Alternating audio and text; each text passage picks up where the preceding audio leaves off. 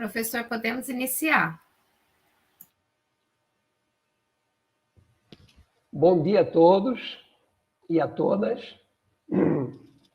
Este webinar tem como objetivo discutir os efeitos do novo marco regulatório no ordenamento institucional proposto pela Lei Federal 14.026 de 2020 e seu decreto 10.030 de 2022, que insere o Estado de Mato Grosso como partícipe desse processo.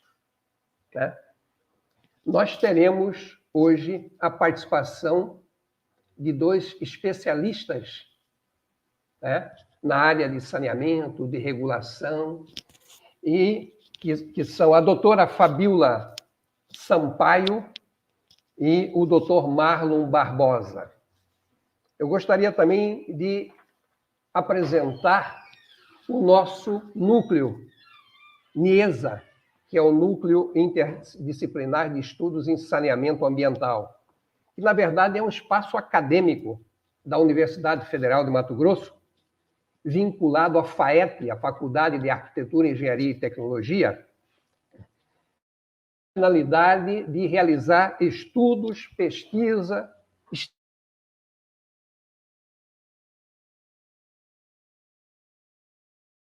na área de saneamento ambiental. Então, é com grande satisfação que hoje nós apresentamos esta webinar, e eu gostaria de dar uma palavrinha sobre o currículo da doutora Fabíola Sampaio, advogada, consultora por mais de 20 anos, atuando no setor de infraestrutura, concurso de MBA em Direito Empresarial pela FGV, especialista em Direito de Energia Elétrica pela Associação Brasileira de Companhias de Energia Elétrica, também capacidade em práticas corporativas pelo Instituto Brasileiro de Práticas Corporativas, ex-conselheira de administração em empresas privadas do setor de saneamento e energia, conselheira titular estadual da OAB-MT, membro da Comissão Nacional de Saneamento e Sustentabilidade da OAB e da Comissão de Direito de Energia Elétrica da OAB Mato Grosso. Eu também quero aproveitar o momento para apresentar o breve currículo do Dr. Marlon.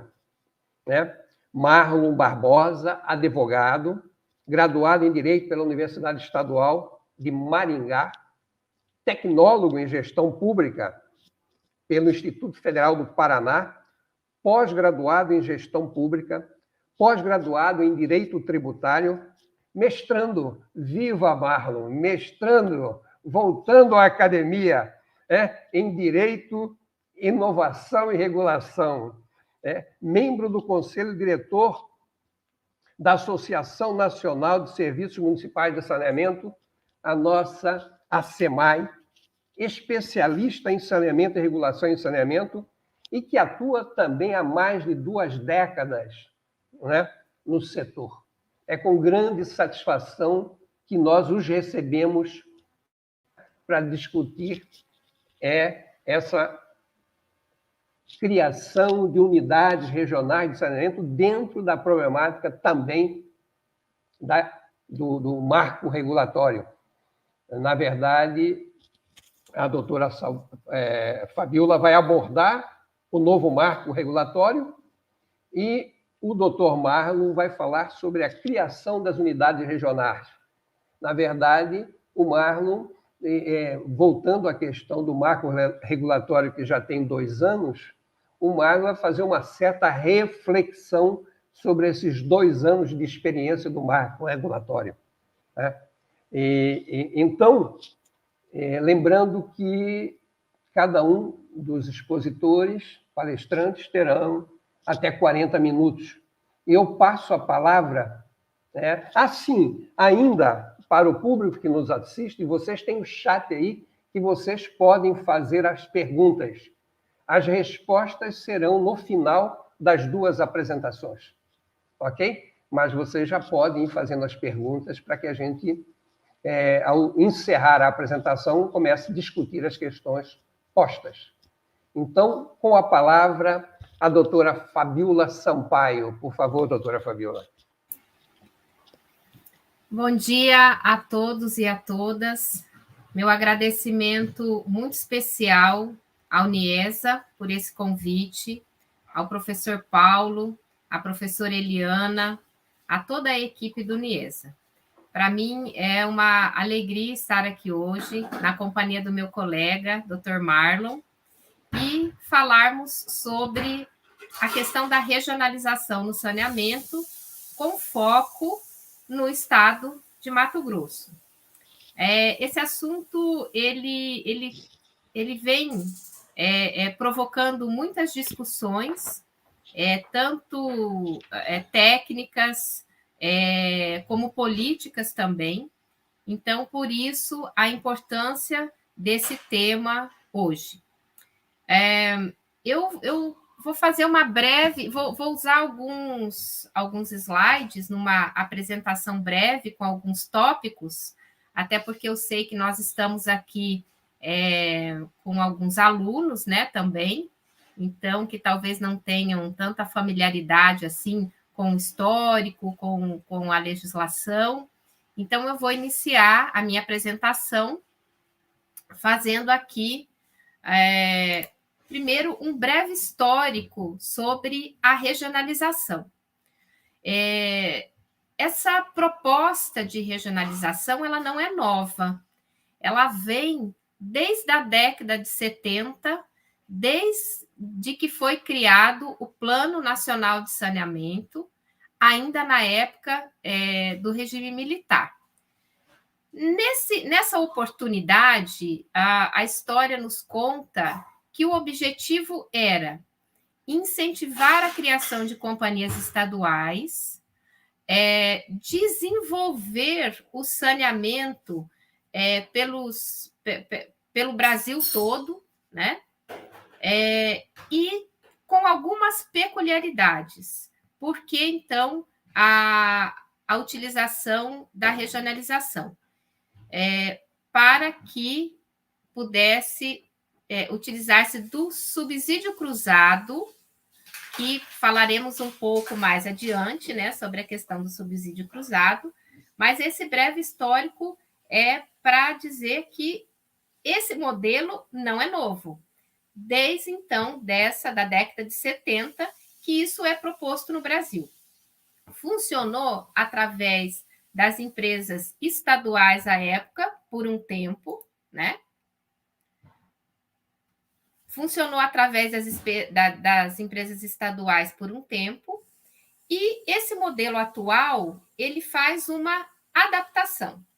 Por quê? Porque para o modelo atual, esses subsídios cruzados deixam de existir. Naquela época, não se falava em conceder, né, a concessão desses serviços. À época, esses serviços eram prestados pelas companhias estaduais, prioritariamente. Então, hoje, já há uma possibilidade, todos sabem, né, da concessão privada, várias formas de concessão, e esse modelo vem incentivar esse tipo de concessão. Uma unificação regulatória, né?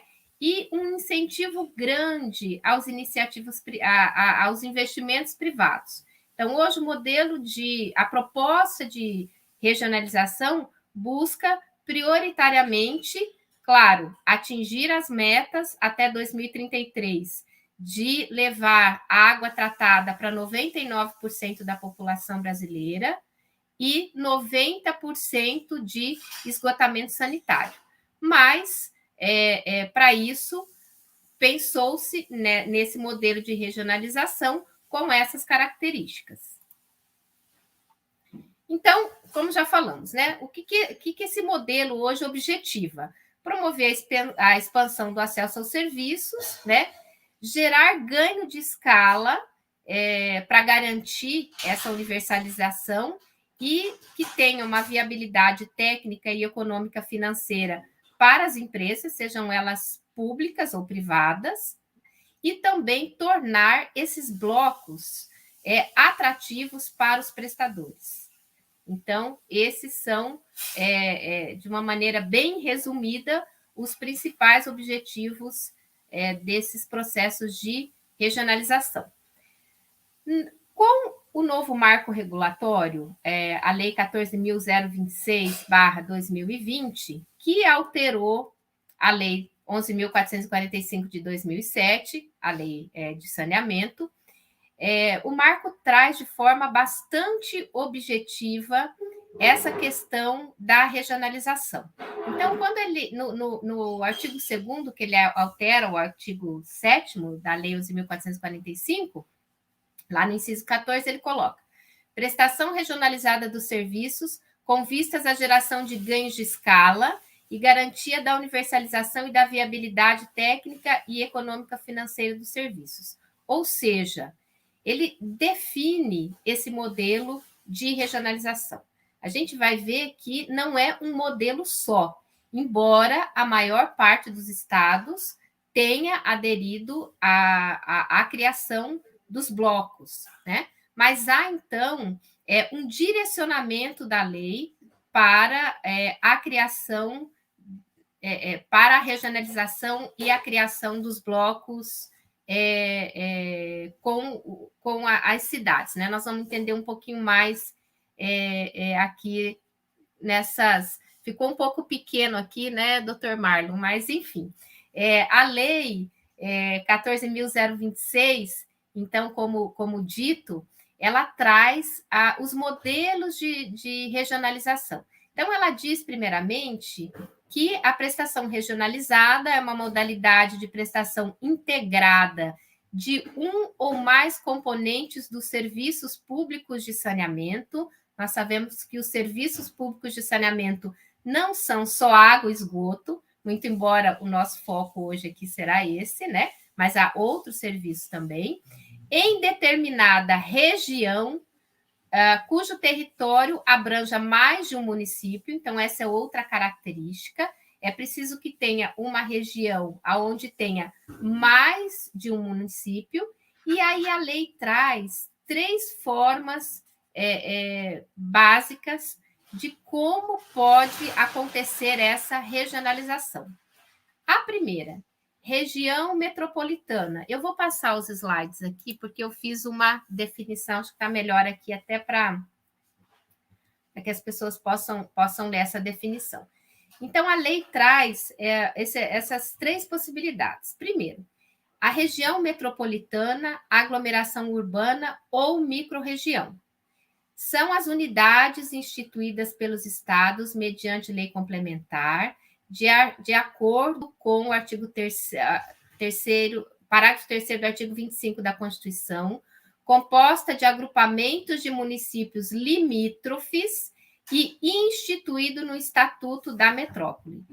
Esse modelo de regionalização é o que a gente chama de adesão compulsória, ou seja, como trata-se de região metropolitana, municípios limítrofes, então, para os estados que optarem por esse tipo de regionalização, essa adesão é compulsória. O que o estado de Mato Grosso e a grande maioria dos estados optou, então, quando trouxe essa questão da regionalização? Unidade Regional de Saneamento, instituída pelos estados, mediante lei ordinária, constituída pelo agrupamento de municípios não necessariamente limítrofes, e aqui está a diferença em relação ao modelo anterior, para atender adequadamente às exigências de higiene e saúde pública ou para dar viabilidade econômica e técnica aos municípios menos favorecidos. Nesse modelo, a adesão não seria compulsória, ou seja, ela não é obrigatória, ela é facultativa. Qual que é a ideia que a lei trouxe para a regionalização? beneficiar, ou melhor, dar condições a municípios que têm mais dificuldade em desenvolver o saneamento ali nos seus limites, digamos assim. Por quê? Quando a gente fala de municípios grandes, com capacidade econômica financeira de obtenção de recursos, com boa arrecadação, nós temos uma realidade. Em relação a municípios menores, municípios que estão distantes dos grandes centros, né? Aí nós temos um problema de interesse em relação às empresas privadas e também para o poder municipal gerir esses serviços com os poucos recursos que o governo federal vem disponibilizando nos últimos anos para o saneamento. Então, esse modelo de Unidade Regional de Saneamento Básico foi o modelo adotado pelo Estado de Mato Grosso, que já nós vamos falar um pouquinho sobre a PL, que trata especificamente sobre esse modelo escolhido pelo governo do Mato Grosso. Mas ainda falando sobre a possibilidade, né, de modelos que traz a Lei 14.026, tem o bloco de referência, que é um agrupamento de municípios não necessariamente limítrofes, estabelecido pela União, nos termos do artigo, e formalmente criado por meio de gestão associada voluntária dos titulares. Esses casos mais específicos seriam aqueles onde o Estado, aqueles estados que não criarem, então, os seus blocos de regionalização, a União, então, poderia atuar criando os blocos de referência. Mas, importante dizer que no estado de Mato Grosso já existe, então, a PL 614, que traz a proposta de regionalização aqui para o Mato Grosso.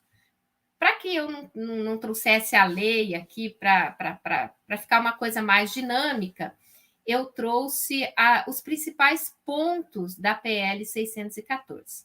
Então, o objetivo principal, criar as unidades regionais de saneamento de acordo com a lei federal, e esse PL também cria o PROSAN, denominado Programa de Incentivo ao Saneamento Básico.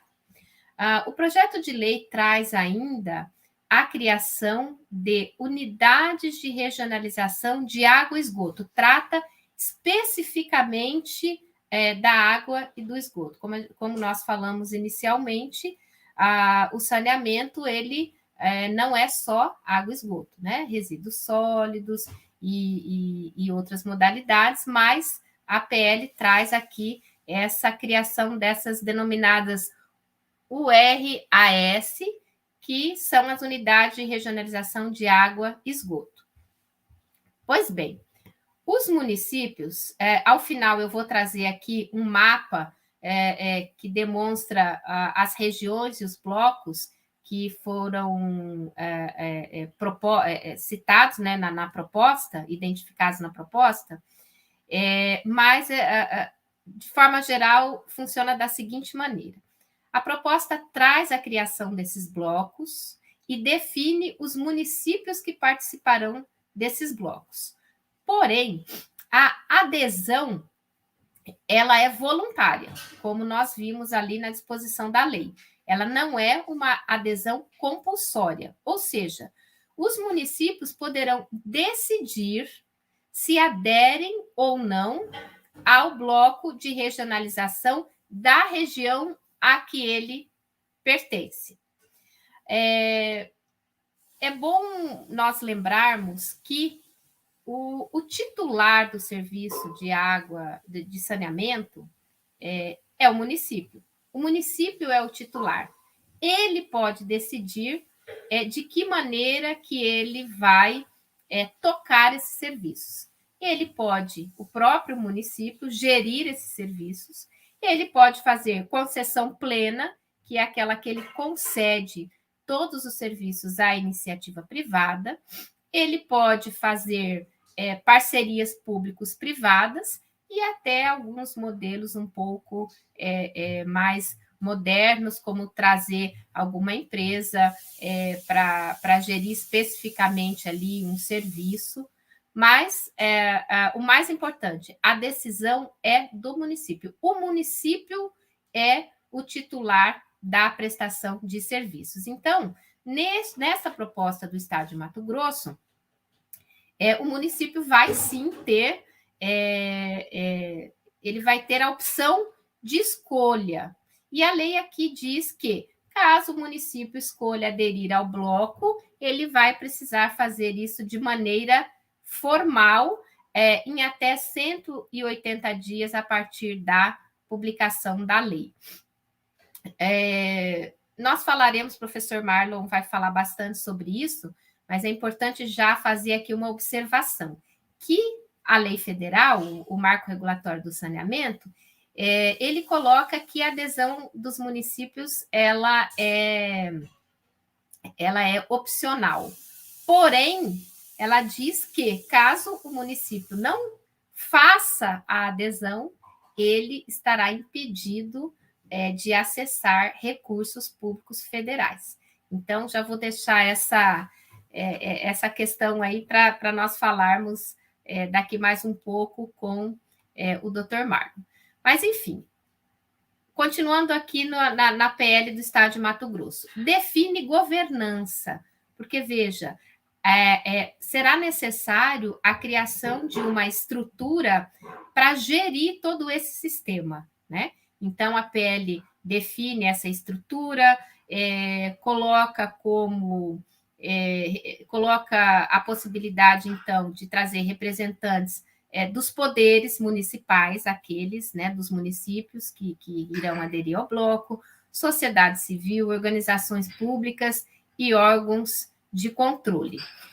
Uma outra questão, um outro ponto interessante também é que a prestação de serviços será, as metas, né, de prestação de serviços será de acordo com os planos regionais. Hoje, cada município tem o seu plano municipal de saneamento básico.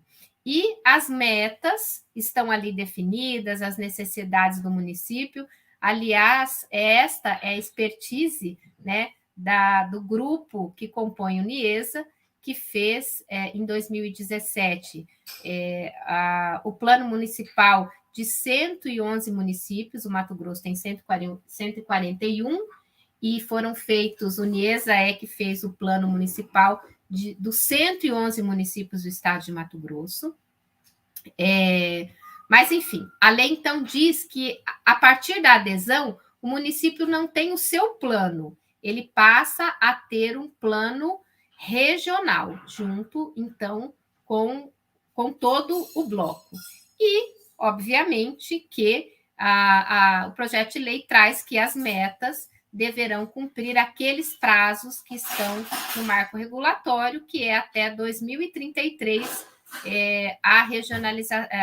o acesso de 99% para água e 90% para esgoto. Pontos ainda a se destacar do projeto de lei do Mato Grosso. Observância às normas de referência da ANA. Ele traz a AGER como agência reguladora responsável pela regulação e fiscalização. Ele diz que essa estrutura terá autorização para elaborar, né? Elaborar, contratar consultoria para elaborar esses planos regionais, dos quais falamos há pouco. Eu vou deixar o item 11 aqui para daqui a pouco. Articular linhas de crédito perante as instituições financeiras, fomentar a adesão dos municípios a esses blocos regionais, né? E aí, a lei traz lá um artigo que diz que caberá a essa estrutura de governança estruturar uma modelagem jurídica, técnica e econômico-financeira para a concessão dos serviços. O que isso quer dizer? Que esta estrutura que será criada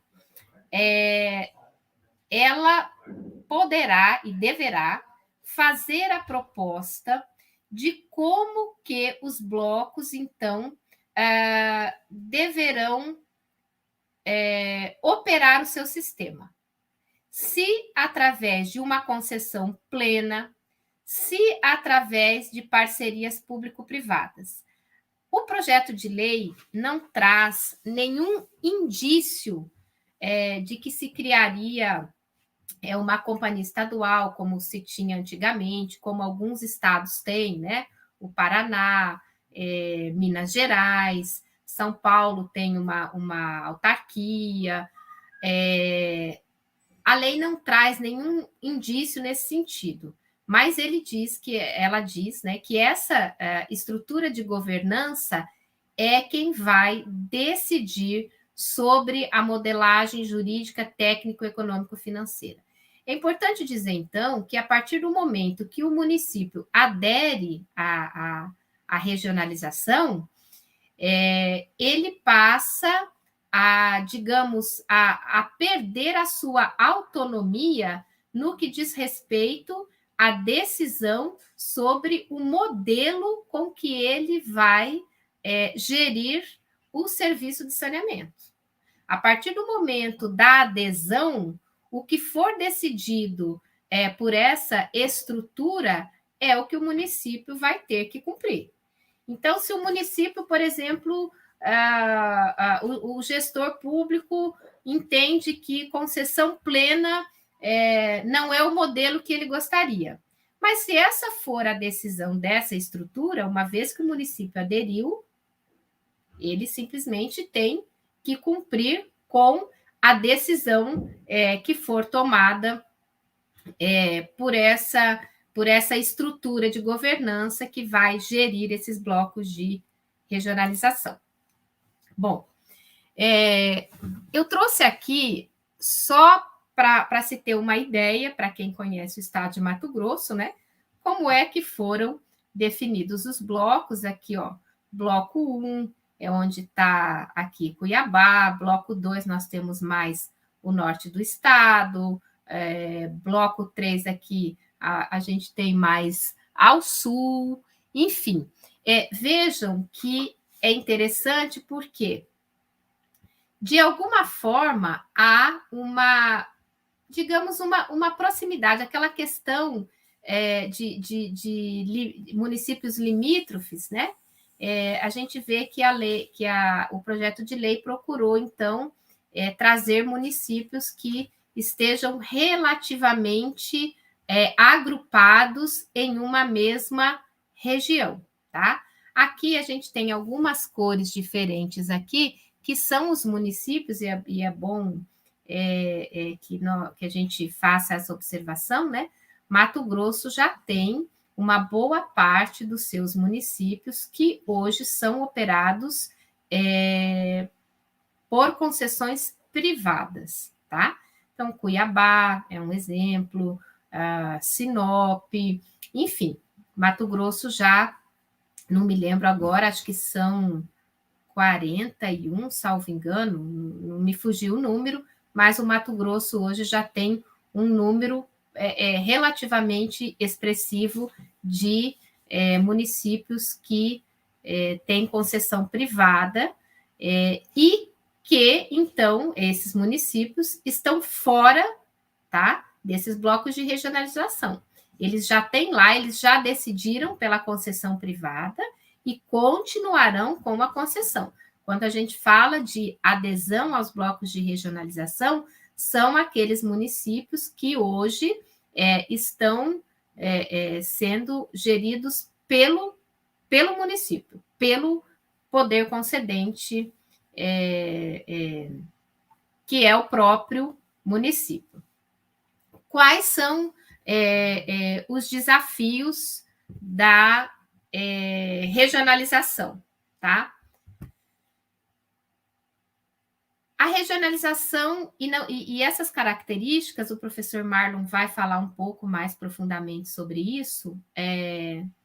A regionalização foi pouco discutida com os municípios. A gente percebe isso aqui no Mato Grosso, nós percebemos isso na realidade de outros estados.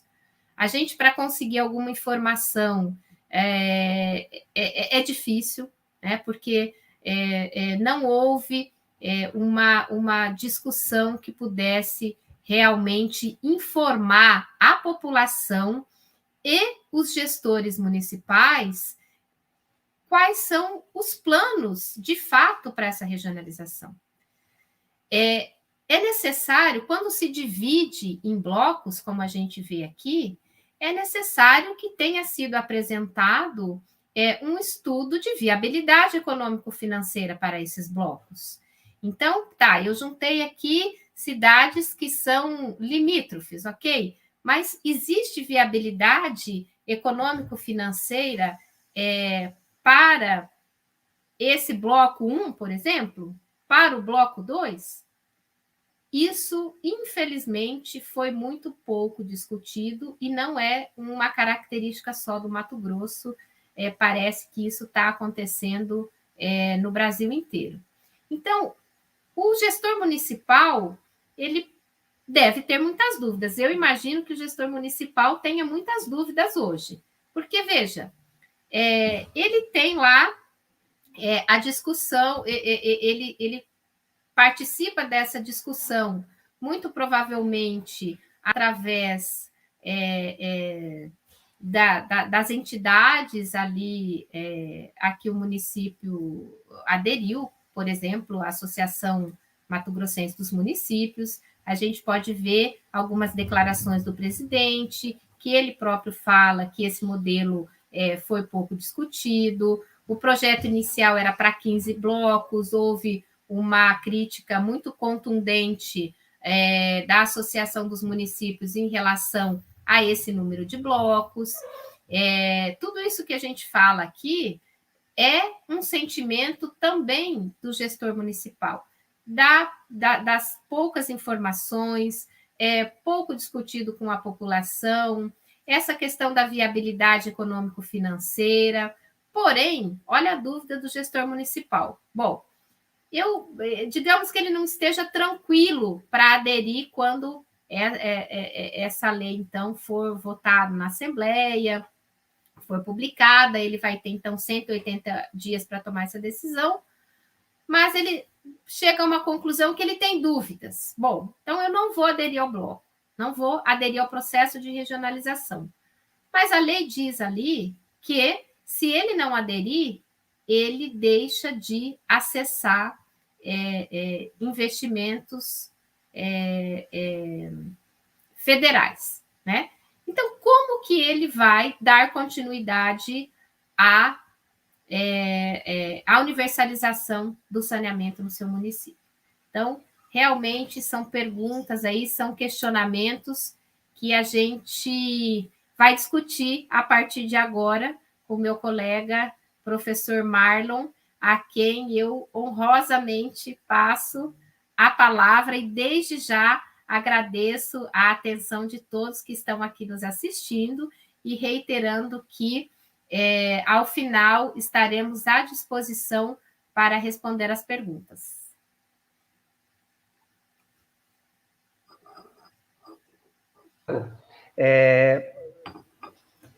Fazer algumas colocações em relação à sua exposição, Fabiola, que deu o contexto e me parece que foi um contexto crítico, não, em relação ao processo de regionalização. Muito bem. Só para destacar, o número de municípios que estão com a iniciativa privada em Mato Grosso são 34. Mas eu gostaria de lembrar também que, já que você tocou na questão, nós elaboramos, a Universidade Federal de Mato Grosso, nós elaboramos, em parceria com os municípios, em um financiamento da FUNASA e do governo do Estado, os planos municipais de 111 municípios, municípios de até 50 mil habitantes. Certo? E, à época, o trabalho terminou em 2017, 2018, final de 2017, começo de 2018. O investimento em 20 anos no saneamento para esses 111 municípios era algo de 10 bilhões de reais. Certo? para os 4 eixos do saneamento. E isso já faz algum tempo, imagina hoje, né? E agora, diante do novo marco, reduzindo isso tudo para 33, quer dizer, em relação ao planejamento que a gente fez dos... Né? Essas questões e outras, a palavra está com o doutor Marlon Barbosa, exatamente para nos brindar aí com as suas reflexões em função dessa realidade de um marco já com 2 anos, quer dizer, não é novo, não é de agora. E o que nós temos, Marlon, em termos de Brasil, das experiências? O que você tem visto isso? Muito bem, professor. Agradecer imensamente o convite que me foi feito pelo senhor, pelo núcleo, e também cumprimentar a professora doutora Eliana Rondon, que sempre também está presente nas discussões do saneamento brasileiro. Cumprimentar também a Fabíola, a doutora Fabíola, minha colega aqui de webinar nesta manhã.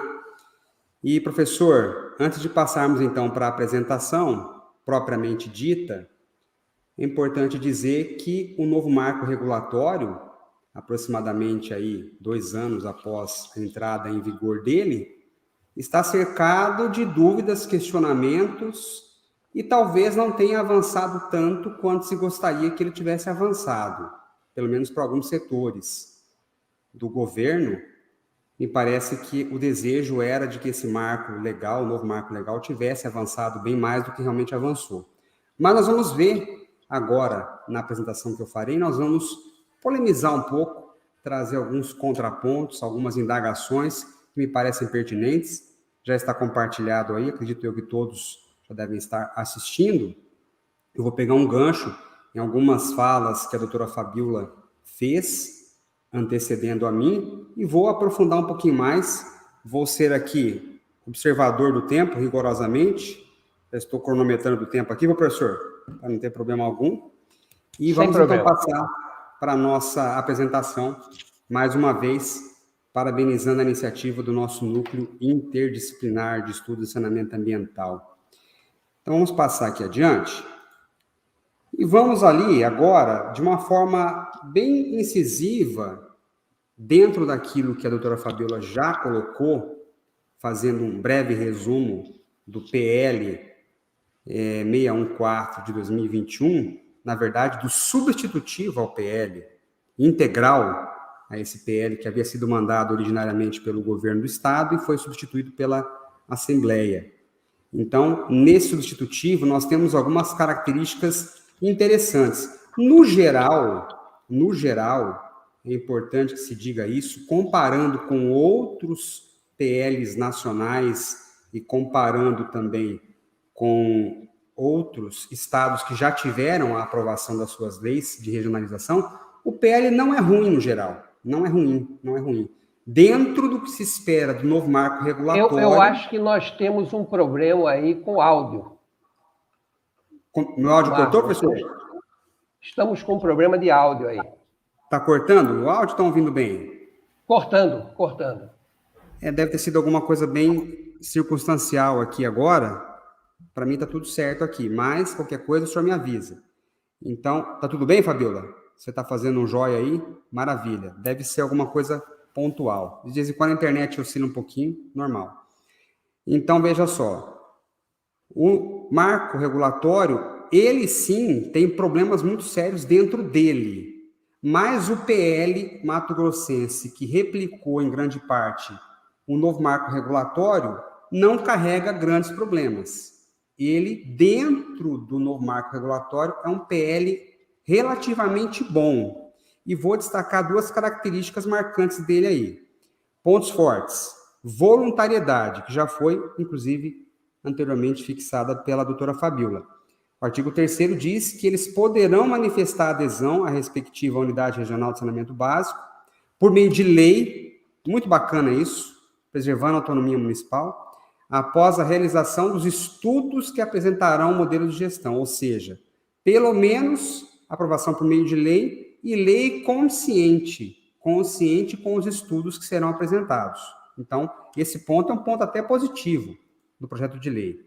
Isso se coaduna com o artigo 8º-A da Lei 11.445, a nossa Lei Nacional de Saneamento Básico, alterada pelo novo marco regulatório, segundo o qual, abre aspas, é facultativa a adesão dos titulares às estruturas das formas de prestação regionalizada.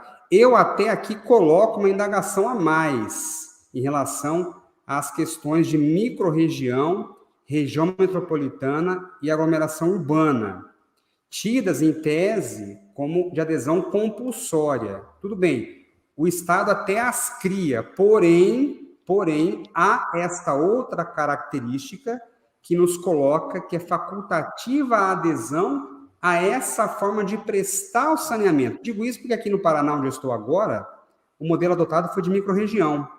Só que mesmo criando microrregião, eu posso querer ir para esta microrregião, não tem como me afastar dela, está criada. Eu estou dentro dela, necessariamente. Mas eu posso querer não prestar o meu serviço dentro da microrregião.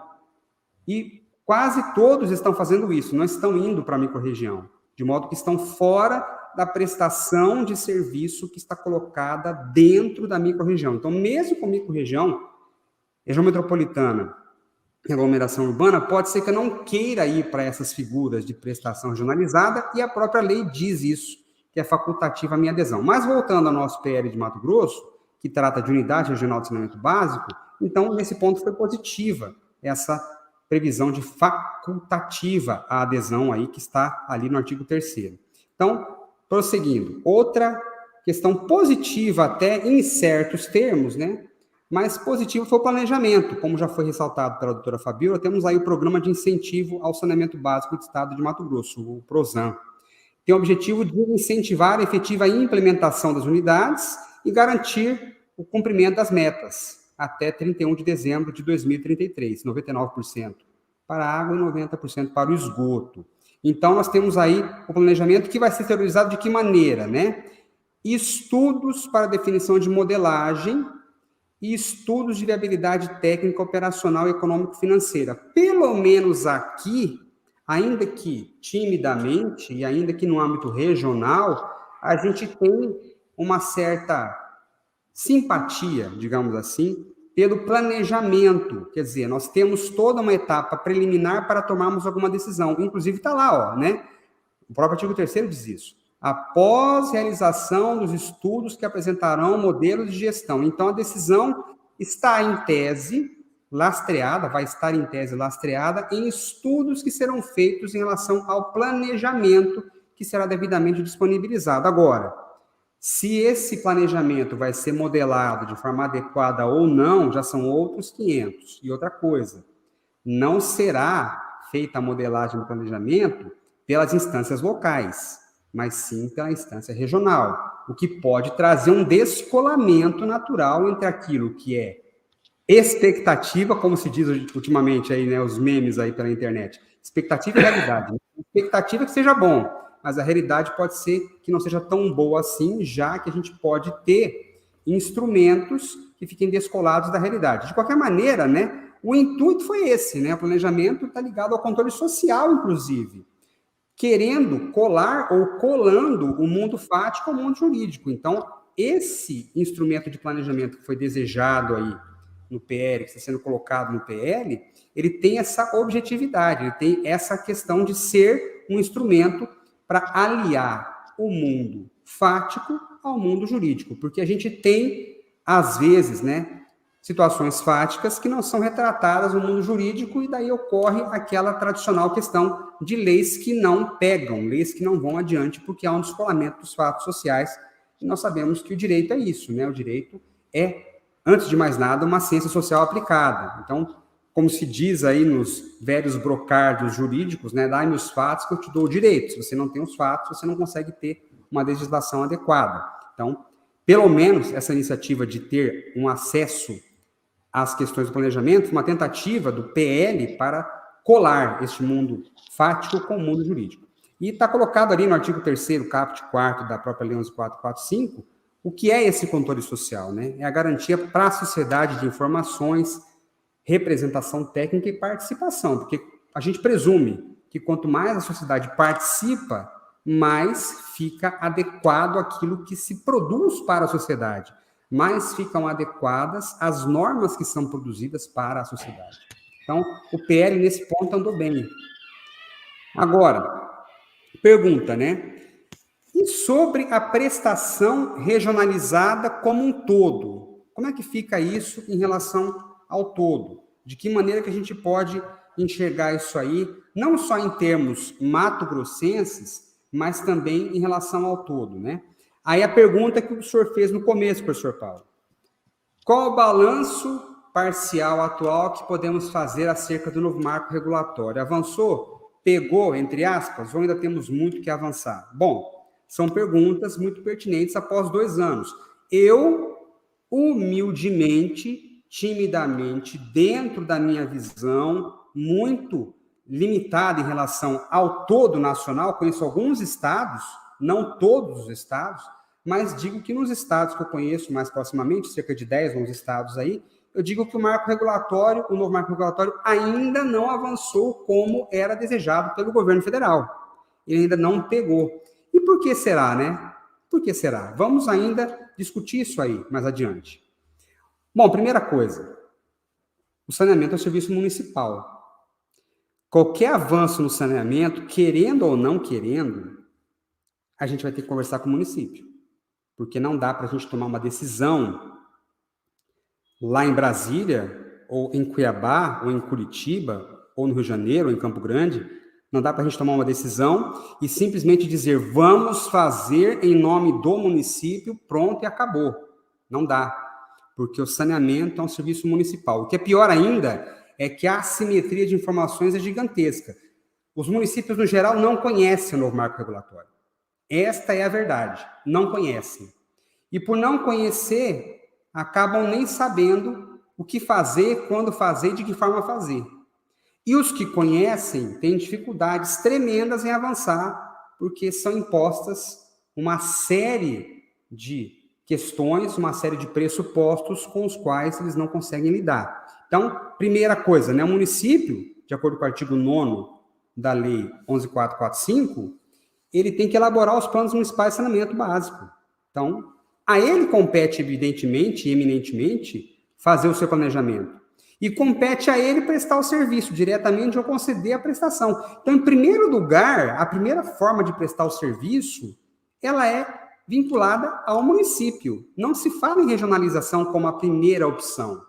A primeira opção para resolver, para decidir, para gerir o saneamento, é que eu, no meu município, tome conta do meu próprio saneamento. Esta é a primeira opção. Depois, as outras opções de regionalização, de cooperação com outros municípios de forma voluntária, por meio de consórcios públicos voluntários, que também são admitidos para isso, são um plus à minha decisão de não tocar o saneamento, que é a minha primeira opção. Eu tocar o meu próprio serviço. Então, tem que ficar muito claro isto, que, em primeiro lugar, a decisão de gerir é minha. Eu vou ver se eu faço sozinho ou se eu faço com outras pessoas, com outros municípios isso. Então, essa é a primeira dificuldade que se tem e que pode demonstrar já um porquê, um dos porquês desse não avanço, essa falta de avanço no marco regulatório. Bom, e a titularidade, como eu disse, é, antes de tudo, antes de mais nada, um exercício de gestão. E gerir, tomar decisões, é empoderar-se, é exercer a competência constitucional no ente federado que efetivamente tem os problemas, onde eles acontecem. Então, se eu tenho a minha competência para decidir, então eu tenho o empoderamento para fazê-lo e compete a mim tomar a decisão. Agora, o duro é quando eu não sei que decisão tomar. E é o que acontece em muitos municípios, inclusive alguns que têm concessão no Brasil hoje não sabem nem como tocar a sua concessão, não sabem nem o que cobrar dos seus concessionários. Alguns que estão com contratos vencidos com companhias estaduais, aqui no Paraná temos vários municípios que têm contratos vencidos, não sabem para onde vão, não sabem que rumo tomar. Então, esse é o problema. Quem toma a decisão não sabe o que fazer, não sabe o que vai fazer para decidir. E na mensagem do substitutivo, que tem consigo a chamada mente do legislador, que é muito importante a gente saber, né, a chamada em latim mens legis, né, o que permeia o pensamento do legislador mato-grossense, nós temos ali, ó, Não podemos simplesmente, abre aspas, impor aos prefeitos essa lei que estamos discutindo, onde os mesmos estarão sendo forçados a aderir às regionalizações feitas pelo governo. Quer dizer, foi uma crítica, na verdade, né? A regionalização. Ele contemplou uma crítica à regionalização, empoderando o município. Então, veja só como é que nós estamos em relação a isso. O empoderamento do município, a instância decisória é o município. E o próprio PL, o próprio substitutivo, tratou disso nessa locução que eu transcrevi aí. Vamos prosseguir um pouquinho mais. Como eu disse, né? Gerir é decidir e opinar. Para decidir pela regionalização, o que se pode considerar? Eu fiz aí mais ou menos, a grosso modo, uma matriz SWOT aí, a respeito de pontos fracos e de pontos fortes em relação ao PL que nós estamos vendo aí, que é o 614/2021, e a gente poderia até aplicar esses pontos fortes e pontos fracos em termos brasileiros como um todo. Porque a lei federal, como o próprio nome já diz, é uma lei federal e de aplicação nacional que institui as diretrizes para o saneamento básico para todo o Brasil. Então, esses pontos podem ser vistos como um todo, para todo o Brasil. Pontos fortes, em favor da chamada regionalização, repito eu, é uma das maneiras de alcançarmos o nosso objetivo, que é universalizar. Mas, em primeiro lugar, nós temos que ter consciência de que nós, enquanto municípios, somos o primeiro ator, o primeiro agente de decisão. Então, primeiramente, a solução imediata, que está ao nosso alcance, que não depende de ninguém, é nós resolvermos o nosso próprio problema. Então, ponto número 1. Então, vamos lembrar, quais são os pontos fortes aí? Vamos relembrar, vamos analisar os pontos fortes. Primeiro, a aglutinação com, talvez, entre parênteses, ganho de escala em proveito dos menores municípios. Por que eu coloquei talvez nessa aglutinação com ganho de escala? Porque, na verdade, primeiro, eu já, nas minhas andanças pelo Brasil afora, tive a grata satisfação de dialogar de uma forma muito boa com empresas privadas de saneamento. E as empresas privadas, pelo menos umas 2 empresas privadas com as quais eu tive contato, me disseram de forma muito tranquila: para nós, entramos em qualquer município, seja ele grande, pequeno, médio, para nós, município é município. Não importa se ele tem 6 mil, 5 mil, 10 mil, 20 mil, porque nós vamos construir, vamos participar de uma licitação que vai ter a construção de uma matriz econômica para remunerar o investimento. Pode ser que fique caro, mas vai ter. Ninguém vai entrar numa licitação para não ganhar dinheiro, né? Para não ter uma remuneração daquilo que está investindo lá. Mas se você lança uma licitação, ainda que no município pequeno, há uma matriz econômica definida que você vai ter a garantia de que você entrando lá, você vai ter uma tarifa que vai ser a necessária para remunerar o custo, o investimento e remunerar o capital também. Se tiver a participação do poder público, já é outra coisa. É parceria público-privada. Agora, eu pergunto, os municípios brasileiros estão com condições de entrar com dinheiro para uma parceria público-privada? Pelo menos os de médio e pequeno porte que eu conheço, Brasil afora, estão sem dinheiro para nada. Mas, de qualquer forma, licitações para concessão plena, em que tenha lançado um edital com bases adequadas, há uma garantia para a empresa de que a tarifa vai remunerá-la adequadamente.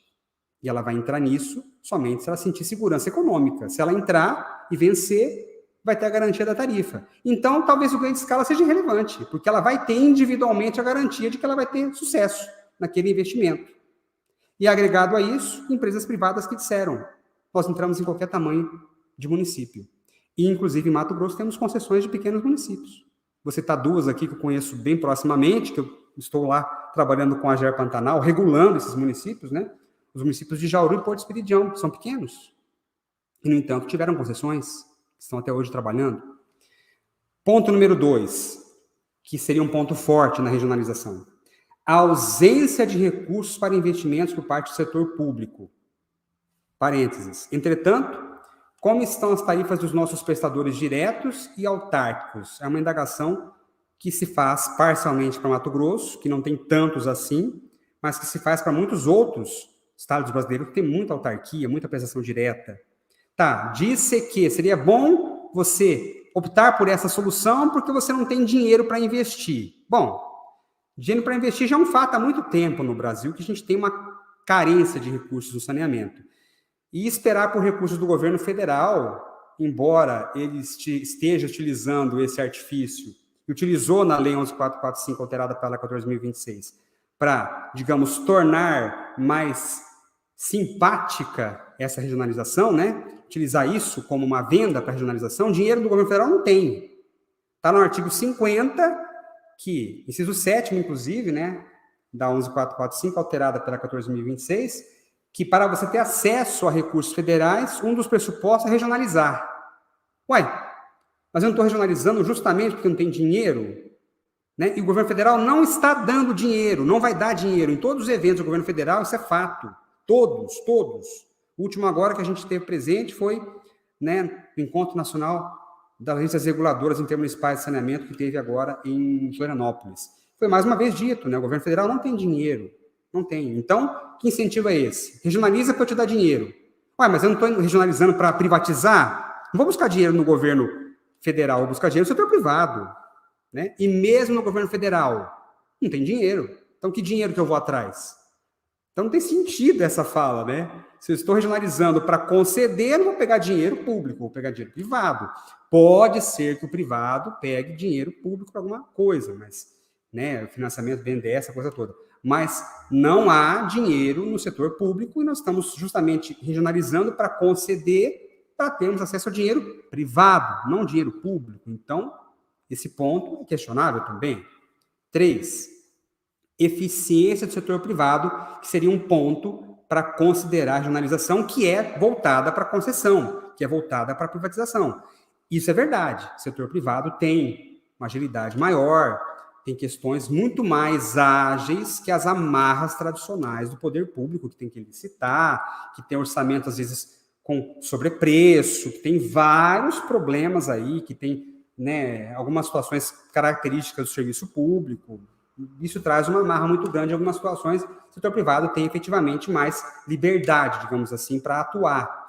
Entretanto, tem ótimos exemplos de gestão no setor público, assim como também temos péssimos exemplos de gestão no setor privado. Então, isso aqui é relativizado também, porque nós temos municípios ótimos que são prestadores públicos. Eu vou citar aqui Campinas, que é a Sanasa, que é uma empresa pública maravilhosa. A gente pode citar Penápolis, no interior de São Paulo, que já há muitos anos é 100% água, 100% esgoto, resíduos, fazem um monte de coisa lá em Penápolis maravilhosa. Então, a gente tem ótimos exemplos. E tem exemplos ruins também. Assim como temos maravilhosos exemplos de concessões maravilhosas pelo Brasil afora, e temos concessões ruins também. Então, isso aqui é um ponto a se pensar, tá? E, continuando, né? No gerir é decidir e opinar. E vamos decidir de que maneira? Vamos verificar de que forma que a gente vai decidir. Estou dentro do tempo ainda, professor. Estou monitorando o tempo aqui, viu? Certinho. Pontos fracos em relação à regionalização. E isso independentemente da prestação direta ou concessão, porque regionalizar é tomar uma solução conjunta tendente à concessão. Lembrando que a concessão eu posso fazer sozinho também. Então, regionalização e decisão individual independe da forma como você vai prestar aí. Né? Ah, não, regionalização é privatização? Não, eu posso privatizar eu sozinho também. Né? Então, vamos analisar esse ponto aí. Primeiro ponto, pontos fracos para a regionalização. Transparência e lógica no que toca à relação tarifa igual custos mais investimentos locais. Quando eu regionalizo, a tendência é que eu tenha, evidentemente, uma tarifação única, que inclusive já foi citada pela doutora Fabíola no começo, tal do subsídio cruzado, que é uma invenção dos anos 70, lá do Planasa, tal, que foi muito bom, serviu muito bem. Hoje talvez já bem mais questionável, vamos adiante verificar isso aí. Mas, enfim, fica difícil você convencer pessoas instruídas de determinado município, onde está mais avançado do que outro, que você vai fazer uma tarifa única para você mandar dinheiro daquele que tem mais condições para aquele que tem menos condições, tornando a tarifa mais cara no teu município, porque tem que a empresa, ou quem vencer isso aí, investir mais em outras localidades. Então, fica difícil você convencer as pessoas. Não, aqui você está com um índice de esgotamento sanitário bom, no teu vizinho não, a tarifa é única para todo mundo, então nós vamos pegar dinheiro daqui para mandar dinheiro para o outro que tem um serviço pior. Mas você paga a conta por aquele lá. Fica meio esquisito isso. Hoje em dia, a gente não tem mais muita lógica nessa afirmação. Essa é uma deficiência em relação à regionalização. Convencer os desiguais a serem iguais em dado momento e trabalhar com subsídios. Fica meio difícil. Outro aspecto negativo também é o próprio subsídio cruzado. A gente vai abrir um parênteses nele agora aqui e vamos falar um pouquinho desse subsídio cruzado, tá? A palavra subsídio aparece 17 vezes no texto da Lei Federal 11.445, na página do Planalto, consultando aquela legislação consolidada. Dessas 17 vezes, 9 estão riscadas, ou seja, foram revogadas, né? Sobraram 9. Dentre elas, o artigo 3º, caput 7º, que diz o seguinte: subsídio é o quê? Instrumento econômico de política social. Já começa por aí, né? Social. Saneamento é social ou capitalista? Né? Já começa por aí. Porque a gente quer que o setor privado venha. Nenhum problema quanto a isso. Nenhum problema. Mas o setor privado, ele é capitalista, claro, evidentemente. Características de altruísmo são outras coisas, né? O social nem sempre combina com o capital. Mas então tá. Instrumentos econômicos de política social que contribuem para universar saneamento aos usuários, sobretudo populações de baixa renda. Então, já começa por aí. O subsídio sempre é imaginado para aquele que tem menos, para aquele hipossuficiente. Essa é a questão do subsídio. Aí depois, vamos lá, outra referência ao subsídio. Artigo 29, parágrafo 2º.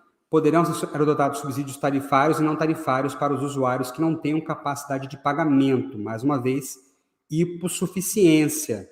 E o artigo 31 vem e dá a cereja no bolo para o subsídio, né? Os subsídios serão destinados aos usuários determinados de baixa renda, mais uma vez, sempre focando na baixa renda, ou seja, sempre colocando o caráter social do saneamento, que é o caráter de atender localidades que estão com deficiências no saneamento. Então, como é que vai ser o subsídio? Interno a cada titular, você pode subsidiar pessoas que têm uma questão econômica melhor que outras, ou entre titulares, nas hipóteses de prestação generalizada. Então, você pode ter subsídio cruzado interno, pode ter, mas, sempre tem um mas, né? Sempre tem um mas, vamos lá. Entretanto, cadê a uniformidade tarifária, que seria um pressuposto interessante para o subsídio, que é justamente o sustentáculo do subsídio cruzado? Essa uniformidade tarifária, em que você pega o mesmo valor de tarifa, mas tem que gastar menos com um e, portanto, manda o excedente para aquele outro que está numa situação difícil, esse aí é o pressuposto do subsídio cruzado, é o pressuposto da regionalização e é o que nós temos falado há muito tempo, já desde o Planasa. Então, o que aconteceu com o subsídio cruzado? Ele foi revogado pela Lei Federal 14.026, no marco regulatório, que revogou o artigo 14, caput 2º da Lei Federal 11.445 em sua redação original. Lá estava isto, né? Artigo 14. A prestação regionalizada de serviço público de saneamento básico é caracterizada por um único prestador dos serviços para vários municípios. E isso é o que se quer na regionalização. Isso permanece na regionalização de hoje. Isso permanece. Porém, né? Vamos lá. Uniformidade de fiscalização e regulação dos serviços, que também se espera que exista. Isso está colocado até no PL aí de Mato Grosso. Agora que é o vírgula, né? Inclusive de sua remuneração, isso foi revogado. A prestação regionalizada com identidade remuneratória foi revogada. Hoje, a rigor, nós temos que ter tarifas estruturadas em cada localidade, o que é praticamente algo inviável, incoerente com a prestação regionalizada. Porque como é que você vai, então, conceder uma regionalização com tarifa única se, em verdade, cada um deles deveria ter sua própria tarifa, já que a uniformidade de remuneração foi para o beleléu, foi revogada aí. Hoje, a prestação regionalizada é marcada pela característica de termos um prestador só, com uma identidade regulatória mas, vírgula, não temos mais a identidade remuneratória, a igualdade remuneratória. Esse é um grande problema. Então, ficou uma coisa manca com relação à outra. Aí vai caber aos nossos queridos estudiosos da economia com a letra E maiúscula construir isto, né? Como a gente vai emplacar uma tarifa única se nós não temos lá? Talvez fizéssemos uma manobra jurídica, né, aqui, e a doutora Fabiola sabe disso melhor que eu, né, como a gente faz manobra jurídica para cá e para lá, para de repente dizer, né, que o subsídio aqui pode ser utilizado para usuário de baixa renda, por isso que a gente vai ter uma identidade tarifária e tal, mas a verdade é que ela foi revogada. Essa é a verdade. Talvez tenhamos que fazer um malabarismo jurídico aí para conseguirmos fazer com que emplaque essa identidade tarifária que, a meu ver, caiu por terra. Então, voltando para os pontos fracos da regionalização, perceberam que eu estou enfatizando mais nos pontos fracos que nos pontos fortes, né? Então, me parece que existem mais pontos fracos. O terceiro ponto fraco aí é um suposto menor impacto no volume de investimentos e esgotamento sanitário em razão do artigo 3º-B, inciso 4º da Lei Federal 11.445, que teve a redação alterada pelo novo marco regulatório, que é um artigo, professor Paulo Modesto, o senhor quer uma referência no saneamento nacional. A referência. É um artigo que está sendo deixado de lado, está sendo subestimado por todos que estão operando com o novo marco regulatório. É um artigo esquecido, porém de uma importância vital, e eu vou explicar por quê. Veja o que diz o artigo 3º-B. Ora, vamos lá. O grande gargalo hoje brasileiro, é investimento em esgotamento sanitário. Estou falando de água e esgoto, não estou falando de resíduo em drenagem. Drenagem já é uma outra coisa, resíduo é outra coisa. Mas estou falando de água e esgoto agora. Entre os dois, o grande gargalo nosso é esgoto. Os investimentos em esgoto são vultosos para uma questão de saúde pública. Muito grande investimentos em esgoto, tá? Alguns estados em água também, mas, no geral, mais em esgoto mesmo. Então, o marco regulatório novo, dentre as suas várias deficiências, veio com uma coisa boa. Talvez uma das poucas coisas boas no marco regulatório. Sou muito crítico a ele, mas uma das poucas coisas boas tenha sido esse artigo aí. Vamos ler? Consideram-se serviços públicos de esgotamento sanitário aqueles constituídos por uma ou mais atividades. Inciso 4º. Disposição final dos esgotos sanitários e dos lodos originários da operação de unidades de tratamento coletivas ou individuais. Então, disposição final dos esgotos em unidades individuais de forma ambientalmente adequada, inclusive fossa séptica. O que quer dizer isso? Quer dizer que se nós tivermos numa cidade fossas sépticas ou unidades individuais ambientalmente adequadas, nós teremos serviço público de esgotamento sanitário. Podemos colocar isso no SNIS e podemos considerar uma cidade universalizada sem ter 1 metro de rede de esgoto. Vejam só. E isso impactaria bruscamente no volume de investimentos que se diz que tem que ter, que é o pressuposto da venda da regionalização. Então, um ponto altamente fraco. E eu vou brincar agora com uma coisa que aconteceu faz 2 semanas. Nós temos um município aqui no Paraná chamado Mercedes. Fica próximo aqui à fronteira com o Paraguai, fica às margens do Lago de Itaipu. Bem pertinho do Lago de Itaipu. Mercedes é uma cidade muito bonita. Uma cidade germânica, eminentemente germânica, que tem aproximadamente 5.000, 6.000 habitantes. Não passa disso. Em Mercedes não há 1 metro de rede de esgoto. E Mercedes é serviço prestado pela própria prefeitura. Temos um departamento de água lá. E eu estava lá falando sobre esse assunto em Mercedes e falei sobre esse artigo aí, lá em Mercedes. E o secretário de administração da prefeitura, após a minha fala, levantou a mão e disse o seguinte: olha, então eu posso considerar que as fossas existentes no município que estiverem ambientalmente adequadas cumprem esgotamento sanitário no marco regulatório? Eu disse sim, é o que está na lei, é o que está escrito aí. Ele disse, bom, então nós conseguimos universalizar a cidade em 5 minutos, porque da sua fala até agora foram 5 minutos e está universalizado, porque aqui em Mercedes todas as fossas nossas são ambientalmente adequadas, já fizemos estudos disso. não temos que fazer nada, então, mais. Está universalizado. Vejam o tamanho do impacto de uma disposição como essa. Isso pode impactar bruscamente, severamente, na questão dos investimentos pesados que se dizem em relação ao sistema de esgotamento sanitário. Agora, é claro que a gente está falando aqui de lei. Eu não estou falando da parte técnica, que o professor Paulo, né, entende muito melhor do que eu quais seriam os impactos disto, de termos fossas que depois, claro, conhecendo o Brasil como nós conhecemos, que poderão vir a ter problemas, tudo mais, não levando em consideração esses aspectos. Estou falando de lei que, em tese, pode trazer uma grande baixa no volume de investimentos que nós temos no esgotamento sanitário. Então, esses pontos aí são pontos a serem ponderados, tá? Então, já indo para as conclusões, e estou aqui verificando o meu tempo, estou rigorosamente dentro do tempo, graças a Deus. Então, conclusões. Regionalizar ou não é decidir entre esses diversos aspectos, e sempre de forma democrática. Democracia é acesso à informação por parte de todos aqueles que têm que ter o acesso à informação.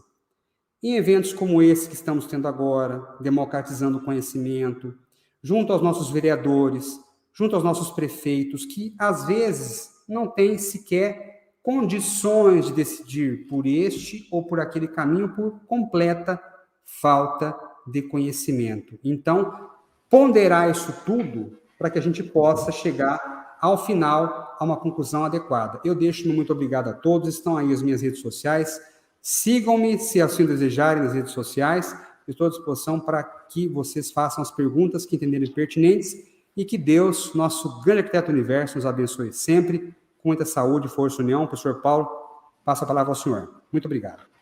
Doutor Marlon, muito obrigado, como sempre, brilhante. E agora nós passamos à fase de perguntas. O Wesley, você pode lançar as perguntas?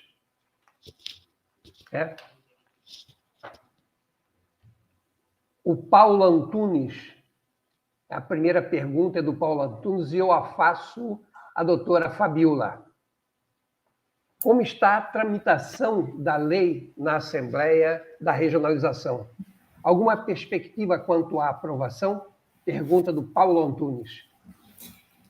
Paulo, o PL foi aprovado em primeira votação e ele agora voltou para a comissão temática da Assembleia e pelo menos é o que está divulgado quando a gente busca o acompanhamento aí da tramitação do PL.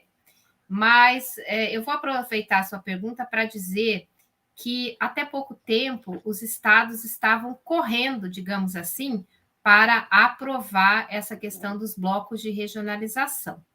Porém, por conta do prazo que foi estendido, né, do decreto 11.030, que agora foi concedido um prazo até 2023 para que tudo isso esteja concluído, e considerando que nós estamos num período eleitoral, né, justamente para o Estado, para elegermos governadores e deputados, então eu acredito que por agora, minha opinião, né, isso não deva avançar até lá, pelo menos o mês de novembro, né? Mas foi isso, ele foi aprovado em primeira votação e agora está em uma das comissões temáticas da Assembleia Legislativa. Bem, então eu também aproveito essa pergunta para dizer, originalmente, se dava um prazo de 180 dias, né? O que iria finalizar aí começo do próximo ano. Foi estendido até final do ano, né? Do próximo ano. A pergunta é o seguinte, nós estaremos com esses estudos realizados, né, para que os municípios possam fazer a sua opção com maior conhecimento,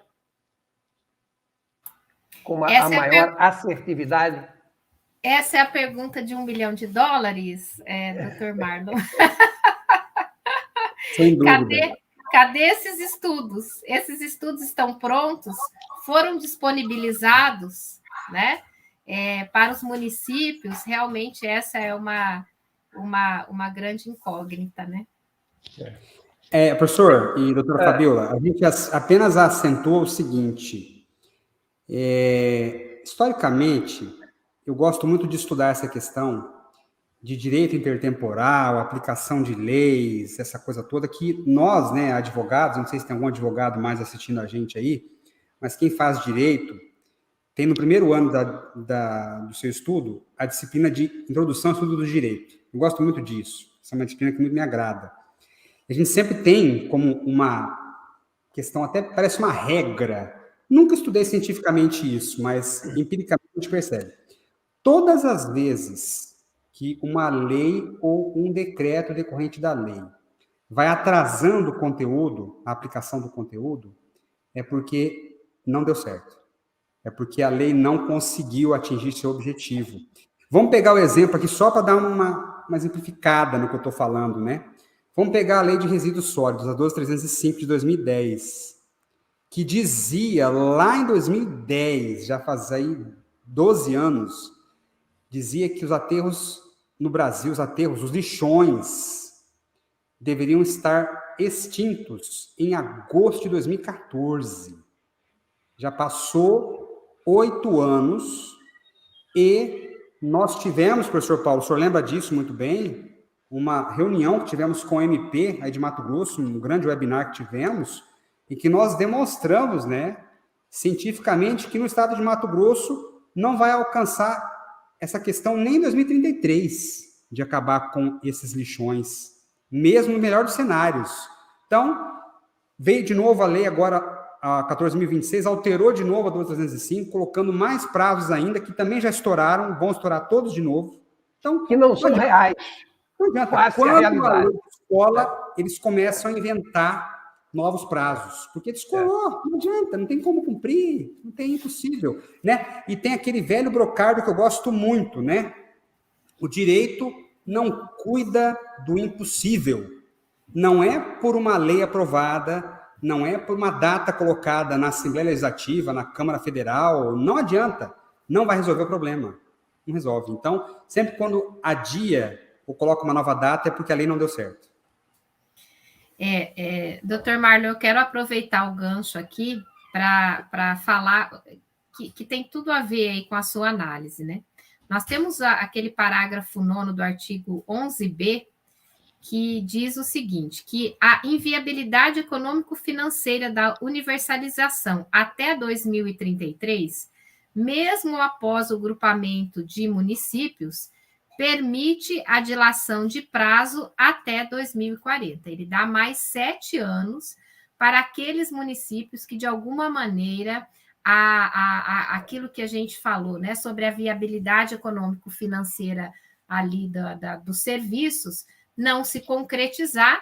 Então, veja, a lei é exatamente isso que você colocou, né? Primeiro ela diz, olha, vamos universalizar até 2033, 99% de água, 90% de esgoto, e movimenta o Brasil, e movimenta as empresas, os municípios. Aí ela própria vem e diz, olha, mas se tiver em algum lugar que não dê certo, então, ok, tá? Você pode ir até 2040. Ela já estende para mais 7 anos, né? Essa questão da universalização. E então, assim, é complicado de entender, né? Pode ser que a gente aqui não esteja entendendo muito bem qual que é o objetivo disso, mas isso é o que está posto, né? Como você muito bem colocou. Isso está posto, né? Olha, em outras palavras... Professor, diga aí. Em outras palavras, a questão da operacionalização é uma pergunta, na verdade, são 2 perguntas da professora Eliana que eu transmito aqui para vocês. Ela quer saber como operacionalizar esses blocos. E a segunda questão é as concessões já existentes, como elas irão participar nesse novo cenário. Bom, quanto à operacionalização, eu acredito que a doutora Fabíola possa falar bem sobre o assunto, porque foi até a parte que ela abordou aí, mas em relação, vírgula, de um tema que eu gosto muito, que é o das concessões atuais. Olha, eu sou um defensor, escrevi sobre isso já, até publiquei, se não estou enganado, que tanto é uma opinião pública minha, de que as contratações que foram feitas antes do novo marco regulatório, elas não são atingidas pela disposição da nova lei, porque é questão de direito intertemporal. Você não cria regra de jogo durante o jogo. Inclusive, tivemos oportunidade, isso aí é público, não tem nenhum problema de falar aqui, oportunidade de, lá na GER Pantanal, de manifestarmos em relação aos contratos de Jauru de Porto Esperidião, dizendo que a concessionária não teria que apresentar a comprovação da sua condição econômica exigida pelo novo marco regulatório, de que teria viabilidade para universalizar o serviço, data esta que foi estabelecida em 31 de março de 2022. Nós dissemos lá que não precisaria comprovar sua viabilidade econômico-financeira com base no direito intertemporal. A norma foi criada depois. E bem depois, as concessões de Jauru e Porto são de 2012. Então, como é que você vai agora inserir uma comprovação que é inimaginável de se exigir para a empresa que participou regularmente da licitação, que fez seu contrato, que teve a sua capacidade verificada lá na licitação? Então, as concessões novas, professora Eliana, aliás, as concessões, as novas não, as concessões existentes, na minha visão, não tem o menor cabimento de serem atingidas. E mais, as novas normas regulatórias que estão vindo aí, inclusive as de referência da ANA em relação a esses contratos que nós temos já vigorando desde antes do novo marco regulatório, na minha visão, só poderão ser inseridas as disposições dos contratos mediante consenso, mediante diálogo técnico entre prestador, titular e regulador, porque se o prestador fincar o pé dizendo não vai aplicar para mim, tem precedentes inúmeros no Supremo disso aí, eles escrevem sobre isso aí no Supremo, não aplica direito intertemporal, então as concessões, as antigas estarão fora. Agora, quanto à operacionalidade, doutora Fabíola, fica à vontade. Só complementando aí a sua colocação importantíssima, né? A gente tem que, o Brasil precisa aprender a respeitar a segurança jurídica dos contratos, porque senão a gente não avança em área nenhuma, né?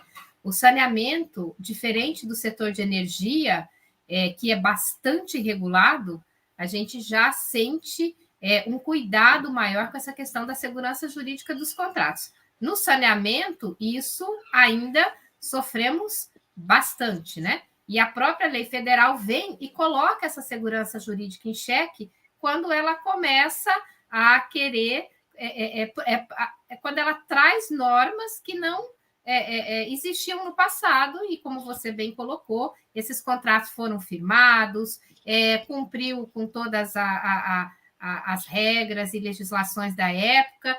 Então, é isso. O saneamento precisa aprender, assim como na energia, evoluir nessa questão da segurança jurídica.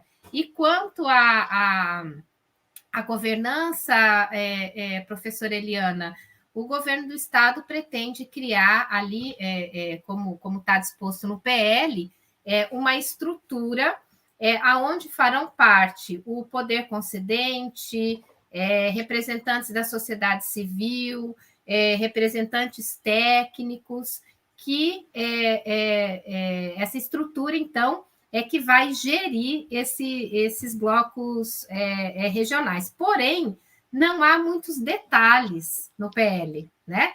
A justificativa, inclusive, é proposta quando da primeira votação, não dá muitos detalhes sobre essa questão, mas o que a gente consegue compreender é que será, sim, criada uma governança, né, para que possa gerir o serviço, que, como a gente, nós aqui falamos, né, acaba que são vários blocos, mas é um serviço só, né? Todos eles estarão ali submetidos à regra aí dessa estrutura, mas ainda não temos tantos detalhes como gostaríamos. Bem, eu gostaria de fazer uma colocação. No artigo 5º da regionalização, né, no inciso 1º, vem lá que prevalecerão sobre os serviços públicos de abastecimento de água e esgoto sanitário, irão prevalecer sobre o que constam nos planos municipais de saneamento. O que eu quero dizer é que, no caso, por exemplo, de Mato Grosso, isso está no estadual, está na federal. No estado de Mato Grosso, nós temos quase a totalidade dos nossos municípios com planos municipais. Os planos municipais são construídos numa discussão com a comunidade, com a realidade local, né? Eles são estabelecidos metas, programas, projetos, as ações para a temporalidade de 20 anos, e agora diz que prevalecerão os planos regionais sobre aquilo que está no plano municipal. A minha pergunta é a seguinte: quais os equívocos que nós podemos ter numa questão como essa? E eu estou dizendo isso de uma forma bastante reflexiva, em função de que os planos municipais de saneamento básico em Mato Grosso foram muito bem estabelecidos. Eles refletem a realidade do município, né? E agora vem um plano regional. Olha a responsabilidade desse plano regional. Qual é o risco que a gente corre? Risco que se corre, professor, depois a Fabíola vai complementar também, com certeza, mas o risco que se corre é de descolar a realidade dos fatos em relação àquilo que se espera, porque quando você tem uma construção que não é próxima às pessoas, nesse caso do serviço de saneamento, que é um serviço municipal, então corre um risco enorme de termos um grande problema, com algumas coisas projetadas para a comunidade local que não correspondem aos anseios necessariamente da comunidade local. Então, o risco que se corre é esse, quando você parte para uma instância que é uma instância maior, neste caso, o saneamento, que é a instância local e a regional. Regional, será que vai ter condições? A pergunta é esta: será que a instância regional vai ter condições de replicar de forma adequada todos os anseios que as pessoas têm em cada um dos municípios mato-grossenses e em cada um dos municípios brasileiros? Essa é a grande pergunta. Quando a gente pega hoje, só para fechar a minha fala, municípios que estão com companhias estaduais, que não é o caso de Mato Grosso, que não tem mais, mas você pega aqui no Paraná, você pega em Minas Gerais, a reclamação é imensa, porque a companhia não olha para a pequena cidade, ela olha o macro, e não olha para o pequeno, não sabe qual é o problema que tem no pequeno município interiorano, vai concentrar no grande município. Então, nós não conseguiremos atingir os anseios locais pensando em regionalização. Esta é a minha opinião, não sei a da doutora Fabíola, mas esta é a minha. Com certeza, doutor Marlon. Quando a Constituição Federal trouxe a titularidade dos serviços de saneamento para os municípios, a intenção dela foi exatamente isso. A intenção do legislador foi essa. Eu preciso tratar o saneamento lá onde as pessoas se utilizam dele, que é onde? No município. Então, quando você tira essa autonomia, digamos, de que o município deixe de ter o seu plano municipal de saneamento para participar de um plano regional, você está justamente, como você disse, distanciando o usuário das suas realidades, das suas necessidades. Então, por isso que quando eu coloquei lá sobre o PL, me chamou bastante atenção mesmo essa questão de que os planos municipais passariam, então, para quem aderir, né, para os municípios que aderir ao bloco, eles será construído um plano regional. E mais, né, é importante dizer também que a partir desses planos regionais, essa atualização também deixa de ser local. Então, realmente, a gente vai fazer um fast food aí de plano de saneamento, né? Que não vai realmente atender as necessidades do usuário, que é ali quem está na cidade, quem abre a torneira, quem tem ou não tem rede de esgoto, né? Bem, por tudo que foi discutido aqui, inclusive do ponto de vista de extrapolar para outros estados, me parece que os grandes interessados não foram ouvidos, né? Os municípios. Né? E, em decorrência disso, dificilmente, né, Marlon, eu gostaria que você colocasse, nós teremos uma adesão significativa a esse modelo? Professor, definitivamente não teremos.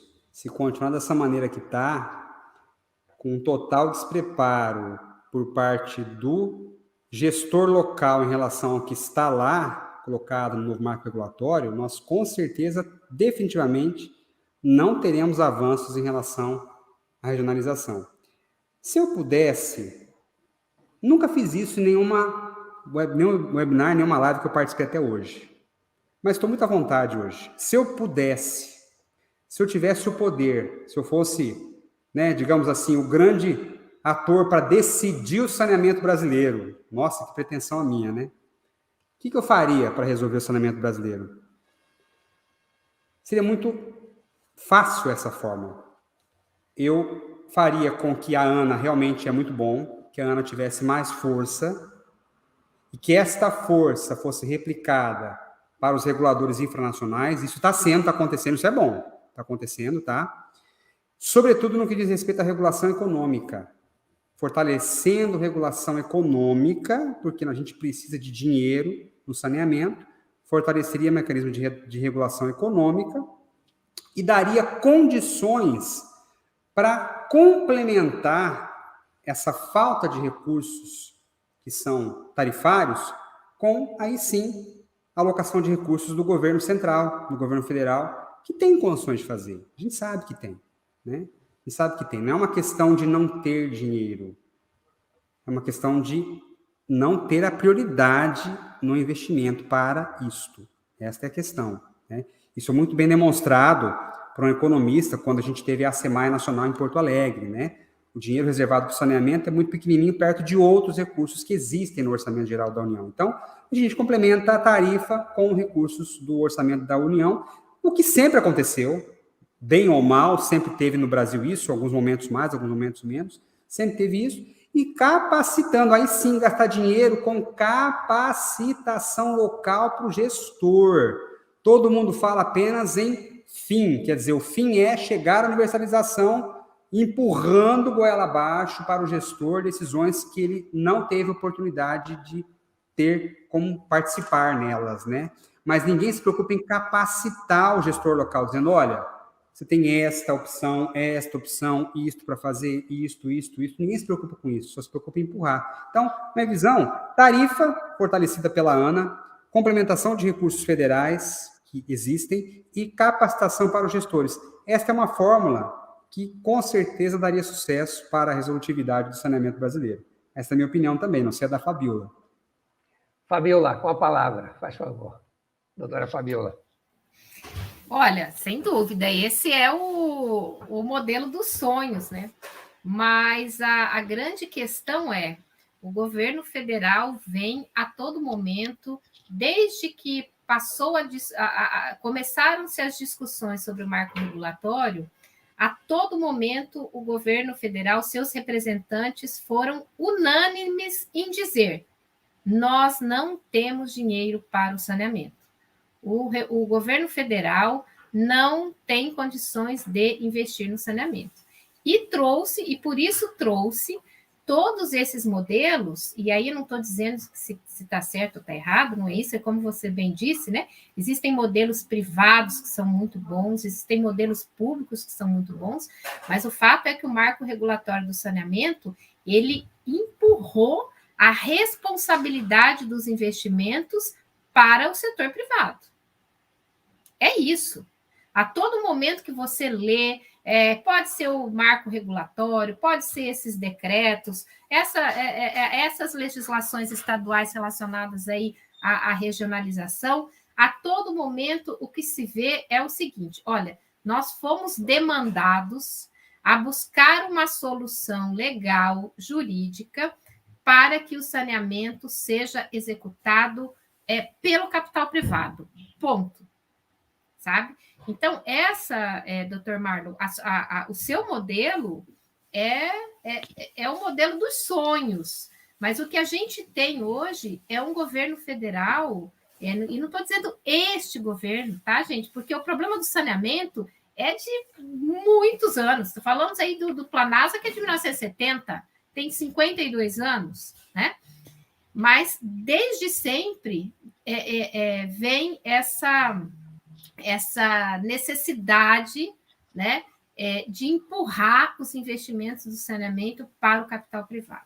Então, isso é bom ou isso é ruim? Não estou aqui dizendo, né, não tenho essa resposta pronta, mas essa é uma realidade. E trazendo isso para a nossa realidade, o que o gestor municipal tem que refletir? Bom, se eu não tenho condições definitivamente de gerir o meu serviço de saneamento, eu preciso, então, buscar uma alternativa, um modelo junto ao setor privado.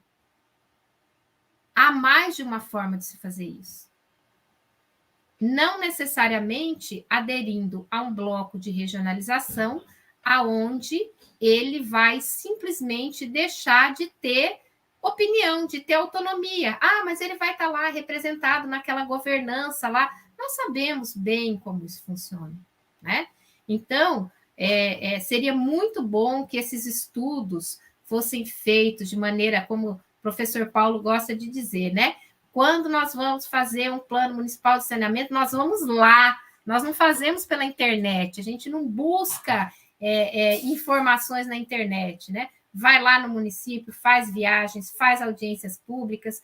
Então, seria muito importante que o governo, seja ele do Mato Grosso, quem está propondo a regionalização, fizesse esse estudo de forma séria, comprometida, trazer essa realidade, dizer o que tem viabilidade, o que não tem viabilidade, e aí o gestor, diante disso, tomar a sua decisão. Olha, vou aderir ao bloco, vou fazer uma concessão plena, vou fazer uma parceria público-privada, vou buscar algum outro modelo que possa aí contribuir para o desenvolvimento do saneamento.